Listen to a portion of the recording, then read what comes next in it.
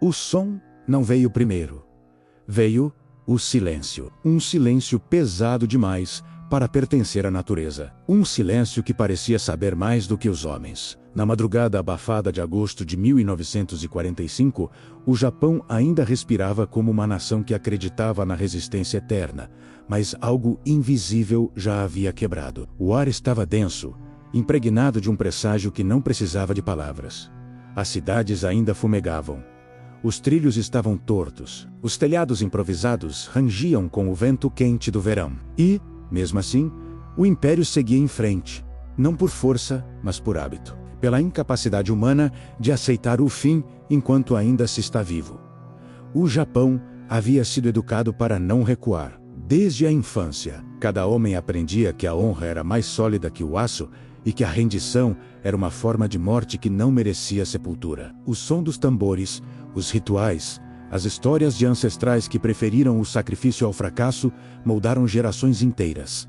A guerra não era apenas um conflito externo, ela era uma extensão da alma nacional. E por isso, quando o mundo começou a ruir ao redor do arquipélago, ninguém ousou dizer em voz alta que o retorno havia desaparecido. As noites se tornaram mais longas. O céu passou a ser visitado por motores invisíveis, por sombras metálicas que surgiam sem aviso e partiam deixando apenas fogo. As sirenes não gritavam mais pânico, gritavam rotina. Crianças desciam para abrigos improvisados como quem desce para um ritual antigo. Mães contavam passos, não orações. Pais olhavam o horizonte, sabendo que não havia defesas suficientes para um céu dominado. O Japão começava a compreender em silêncio que estava lutando contra algo maior do que exércitos. Estava lutando contra o tempo. No coração do poder, os mapas ainda eram estendidos sobre mesas de madeira escura. Oficiais apontavam rotas que já não existiam.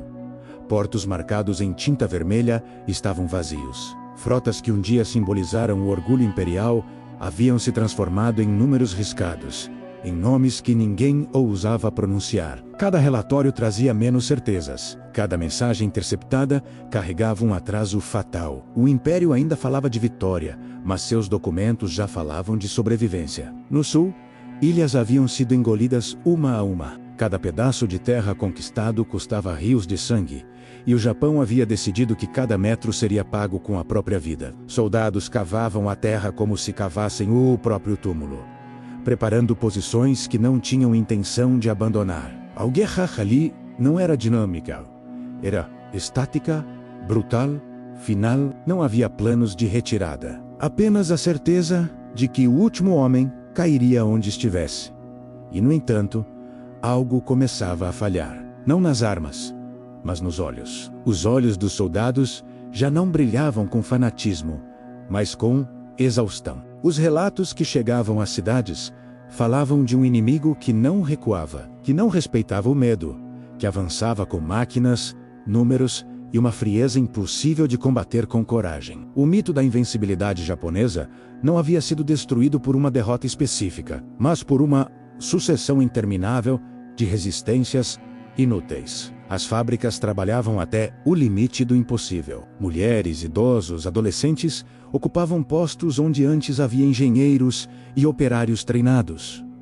O metal era escasso. O combustível era um sonho distante. Aviões de madeira surgiam como símbolos de desespero disfarçados de inovação. Cada novo projeto era uma tentativa de adiar o inevitável, não de vencê-lo. O Japão estava criando armas para o passado, enquanto o inimigo já vivia no futuro. O mar, que um dia havia sido aliado, tornar-se-ei uma barreira. Submarinos invisíveis cortavam as rotas de suprimento com precisão cirúrgica. Navios mercantes desapareciam sem deixar vestígios, além de manchas de óleo. O arquipélago começava a sentir fome, não apenas de comida, mas de esperança.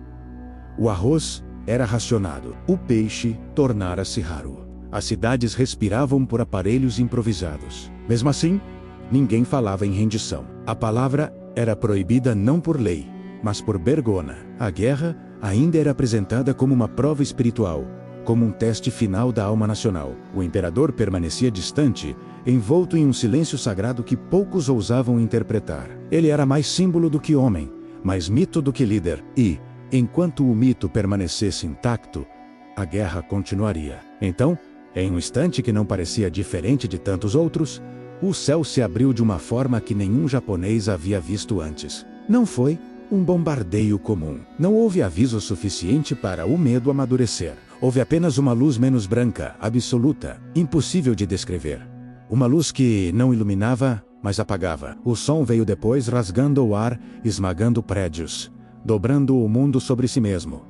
A cidade deixou de existir em segundos. Onde havia ruas, restou sombra. Onde havia pessoas, restou o silêncio queimado. O vento carregava fragmentos de vidas interrompidas. E o chão pulsava como se estivesse vivo. Não era apenas destruição. Era uma mensagem escrita em fogo. A guerra havia cruzado um limite que não conhecia retorno. Nos dias seguintes, o Japão tentou entender o que havia acontecido. Cientistas falavam em termos que pareciam ficção. Militares olhavam fotografias que não faziam sentido. Nenhuma arma conhecida produzia aquele efeito. Nenhuma defesa concebida poderia impedir aquilo. Pela primeira vez desde o início do conflito, o Japão não sabia como reagir. Não havia contra-ataque possível. Não havia honra em resistir a algo que anulava a própria existência. Ainda assim, a guerra não terminou naquele instante. A mente humana resiste à verdade quando ela é insuportável. O comando militar se reuniu novamente. Alguns defendiam continuar. Argumentavam que o sacrifício total poderia forçar uma negociação menos humilhante. Outros, em silêncio, já sabiam que estavam discutindo sombras. O Japão havia sido levado a um ponto onde o conceito de vitória havia sido substituído pelo de extinção. Antes que qualquer decisão fosse tomada, uma segunda luz surgiu. Outra cidade, outro vazio, outro grito que ninguém ouviu. O país inteiro sentiu o impacto, não apenas físico, mas espiritual. 2 golpes haviam sido suficientes para quebrar algo que décadas de guerra não haviam conseguido. A certeza, e então, como se o mundo decidisse apertar o cerco final, o norte se moveu.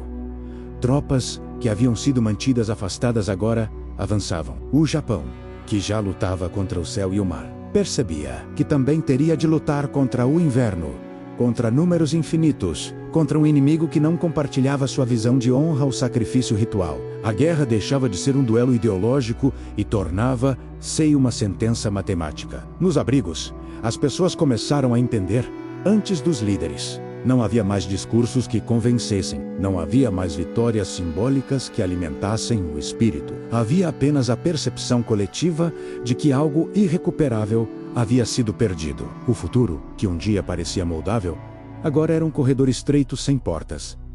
Dentro do palácio, o silêncio era diferente. Não era o silêncio da espera, mas o da decisão. O imperador ouviu relatórios que não podiam ser suavizados. Ouviu números que não podiam ser maquiados. Ouviu descrições que feriam não apenas a lógica, mas a própria essência do que significava governar.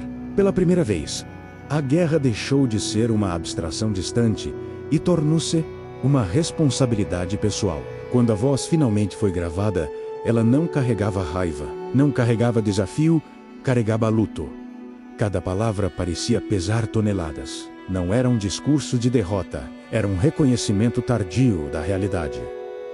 O Japão não havia sido apenas vencido militarmente. Havia sido ultrapassado por uma forma de guerra que tornava a resistência um ato de aniquilação coletiva. Nas ruas, as pessoas ouviram, sem entender completamente. As palavras eram formais, antigas, quase irreais, mas o tom era claro.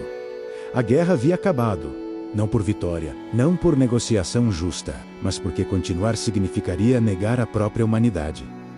Alguns choraram, outros ficaram imóveis. Muitos sentiram um vazio que nenhuma emoção conseguia preencher. Não havia celebração. Não havia alívio imediato. Havia apenas um silêncio novo, estranho, desconfortável. Um silêncio que não anunciava a paz, mas a ausência de guerra. Nos dias seguintes, soldados voltaram para casa sem saber quem eram sem o uniforme. Cidades começaram a contar mortos sem conseguir imaginar o futuro. O Japão permanecia de pé fisicamente, mas espiritualmente estava em ruínas. A guerra havia terminado, mas sua sombra se estenderia por gerações. E, Naquele dia invisível, espalhado entre explosões, decisões e silêncios, o Japão finalmente percebeu que a guerra não tinha mais retorno. Não porque o inimigo era mais forte, mas porque o custo havia se tornado maior do que qualquer ideia de honra poderia justificar. O mundo havia mudado. E, junto com ele, o significado de resistir. O vento continuou soprando sobre cidades feridas. A chuva caiu sobre cinzas ainda quentes. E, no espaço entre o que foi e o que nunca mais seria, nasceu uma compreensão amarga. Algumas guerras não terminam quando cessam as armas, mas quando o ser humano reconhece que insistir é desaparecer.